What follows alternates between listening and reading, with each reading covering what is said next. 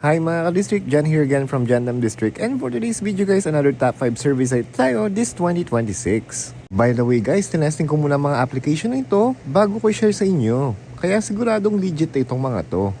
At syempre umpisan na natin, ang ating top 5 ay walang iba kundi ang Mr. Survey. Ang average payout dito per survey is 50 to 100 points. And ang payment method naman is through PayPal, Amazon gift card at meron pang iba. At dito guys ay minimum to cash out ay 2,000 points lang. Makakapag cash out ka na agad.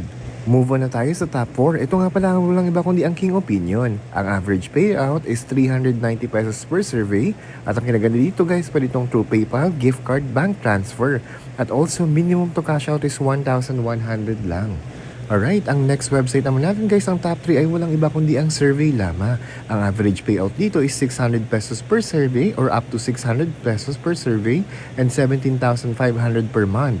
Pwede ka mag-cash out dito through PayPal, Amazon vouchers at iba pa at may bank transfer din dito. Ang minimum to cash out dito is 1,200 pesos. At syempre, wag na tayo magpatumpik-tumpik pa. Let's move on sa ating top 2. Ang ating top 2 ay walang iba kundi ang OP-Day. Ang average payout dito is 450 pesos at pwede kayong mag-redeem through Amazon, PayPal, Spotify, Visa, and more. Check nyo na lang yung application guys at ang minimum to cash out dito is 1,000 points lang. Kaya madali kayong makakapag cash out. Syempre, pag-usapan na natin ang top pick or ang ating top 1 survey site. Ito ay walang iba kundi ang Surveyo. Not sure kung tama yung pagkaka-pronounce ko pero ganyan ang pagkakabasa ko. Ang average payout dito guys is 2,600 pesos per survey. Pwede kayo mag-cash out through Amazon, PayPal, Bankwire Transfer at GCash.